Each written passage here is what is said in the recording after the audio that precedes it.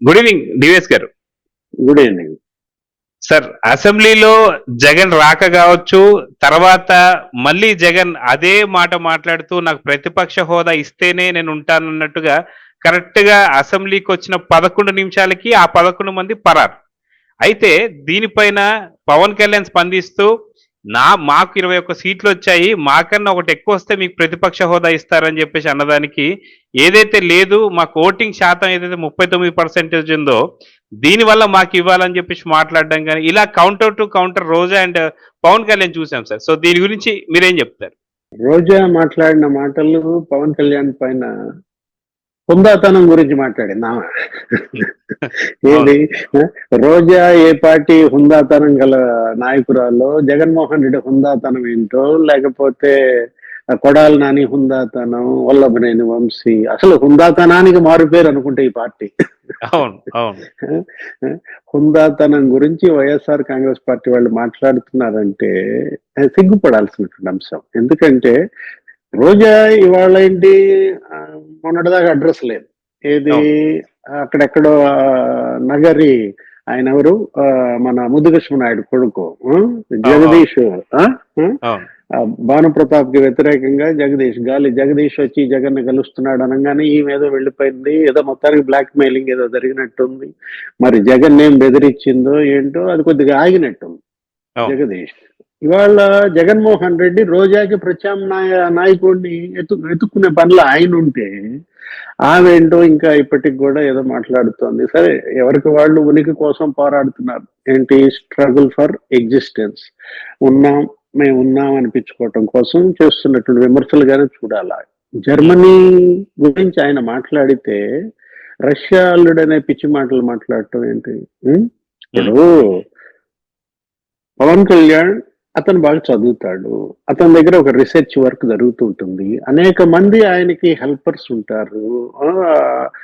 వాళ్ళ మధ్య డిస్కషన్స్ లో, వాళ్ళ మధ్య ఇప్పుడు నాదెండ్ల మనోహర్ కావచ్చు, వీళ్ళందరూ కలిసి అక్కడ జనసేన ఒక ఇంటలెక్చువల్ వింగ్ ఒకటి ఉంటుంది, డిస్కషన్స్ జరుగుతూ ఉంటాయి. నిన్నే అతను మాట్లాడాడు ఎవరితో, జనసేన లెజిస్లేచర్ పార్టీ సభ్యులందరితో కూడా స్పష్టంగా పవన్ కళ్యాణ్ ఏమని చెప్పాడు, వాళ్ళు కవ్విస్తారు, వాళ్ళు దూషణలు చేస్తారు, పొరపాటును కూడా మనం భాష విషయంలో జాగ్రత్తగా ఉండాలి.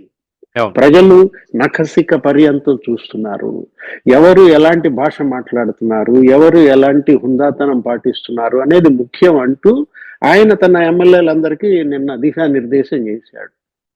అట్లాంటిది పవన్ కళ్యాణ్ ఉద్దేశించి రోజా మాట్లాడటం ఏంటో. అది ఇప్పుడు రోజా స్వతసిద్ధంగా ఆమె మాట్లాడిందా, లేదా రోజా పేరు మీద వీళ్లే వదిలేశారో చూడాలి. ఎందుకంటే ఇవాళ ఆమె మాటలు ఒక హుందాతనం గురించే కదా. ఇప్పుడు ఆయన జర్మనీ గురించి మాట్లాడితే రష్యా లింక్ ఏదో తీసింది, ఏంటి రష్యా అల్లుడని. మరి నువ్వే రకంగా ఇన్నేళ్లుగా ఆంధ్రప్రదేశ్ గురించి మాట్లాడుతున్నావు, నువ్వే కోడలివి.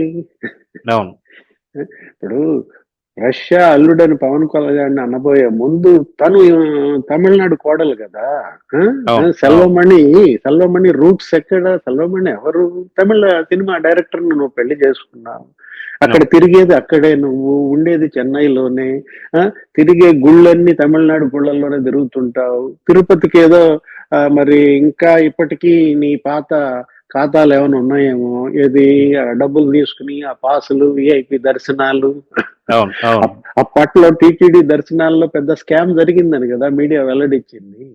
పెద్దిరెడ్డి పేరు మీద, చెవిరెడ్డి భాస్కర్ రెడ్డి పేరు మీద, రోజా పేరు మీద, వాళ్ళ లెటర్ ప్యాడ్ల పేరు మీద, ఒక్కొక్కళ్ళ లెటర్ ప్యాడ్ మీద నీకు 40 మంది పేర్లు, 60 మంది పేర్లు పెట్టి వీళ్ళు వదిలేశారంటే, ఒక్కొక్కళ్ళ దగ్గర ఇంత అమౌంట్స్ తీసుకుని అమ్ముకున్నారు స్వామివారి దర్శనం టికెట్లని కూడా అప్పట్లో వచ్చింది. అదో పెద్ద స్కామ్.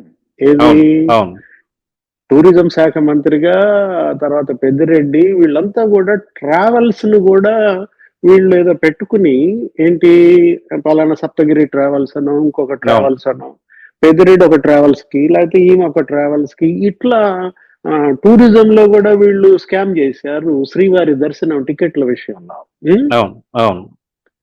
5,000 పెట్టి టికెట్ కనుక్కుంటే పలానా కొండ మీదకి తీసుకువెళ్తాం, 10,000 పెట్టుకుంటే అట్లా తీసుకుని ఆ పాసులు ఇప్పుడు ఒక్కొక్కళ్ళకి 1000 వస్తాయి అన్నమాట. ఆ 1000 వీళ్ళు అమ్మేసుకున్నారని అదొక పెద్ద స్కామ్ అని కూడా నేను ఏదో మీడియాలో చూసిన పరిస్థితి. అవును అవును శాసనసభ అదొక పవిత్ర దేవాలయం. ఉమ్, ఇప్పుడు వీళ్ళేంటి, వీళ్ళు అర్చకులు మాత్రమే. ఎవరు? ప్రజాప్రతినిధులుగా వీళ్ళు ఎన్నుకున్నటువంటి వీళ్ళు అక్కడ ఉమ్, దేవుళ్ళు ఎవరు? ప్రజలే దేవుళ్ళు. ఆ? అవును అవును ప్రజా సమస్యల పైన వీళ్ళు ప్రశ్నించాలి, నిలదీయాలి. ఆ పని వీళ్ళు ఎప్పుడన్నా చేశారా? లేదు. నిన్న జగన్మోహన్ రెడ్డి వాళ్ళ మాట్లాడుతూ ఒక మాట కూడా అన్నాడు. ఏమని? ఉమ్, నా ప్రసంగాల్లో ఎక్కడ దూషణలకు తావుండదు, ఉమ్, అవును అసభ్యతకు తావుండదు అనేది చూసా. ఆ? ఉమ్, ఉమ్. జగన్మోహన్ రెడ్డి ప్రసంగాల్లో అసభ్యత ఉండదా? దూషణలకు తావుండదా? అన్ని వెంట్రుక భాషలే ఉంటూ ఉంటాయి కదా సార్. వెంట్రుక భాషను కొద్దిగా మార్చాడు. పేరు నాని పొద్దాక ఎంట్రుక అంటే బాగోదని రోమానో ఏదన్నట్టున్నాడు. అవును. అయితే రోమాల ఇక్కడ భాషలో.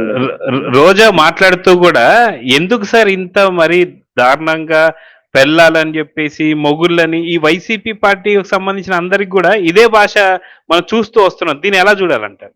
అంటే వాళ్ళకు హుందాతనం ఎక్కువ. ఏది? వాళ్ళ దృష్టిలో హుందాతనం అంటే ఏంటి?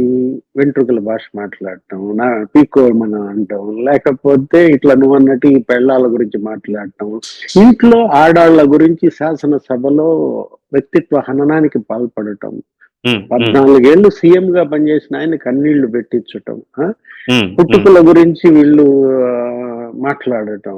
ఇప్పుడు ఉమ్, చాలా సిగ్గుపడాల్సిన అంశం. ఏది? ఇలాంటి పార్టీ గాని, ఇటువంటి నాయకులు గాని ఉమ్, ఆంధ్రప్రదేశ్ లో దాపరిచ్చారంటే వాళ్ళ గురించి మరి మీడియా కూడా ఈ విధంగా హైలైట్ చేస్తోందంటే మీడియా కూడా వీళ్ళ పైన ఒక బ్యాన్ పెట్టుకోవాల్సిన అవసరం. ఉమ్, ఎందుకంటే ప్రజల గురించి మాట్లాడే వాళ్ళని మీడియా హైలైట్ చేసి చూపించాలి తప్ప ఇలాంటి ఆ విధ్వంసకుల్ని హైలైట్ చేసి చూపించకూడదు అన్నమాట. ఉమ్, ఉమ్. ఇప్పుడు ఇవాళ గవర్నర్ ప్రసంగం జరిగింది. అవును. గవర్నర్ ప్రసంగంలో మీరు మాట్లాడాల్సింది ఏంటి?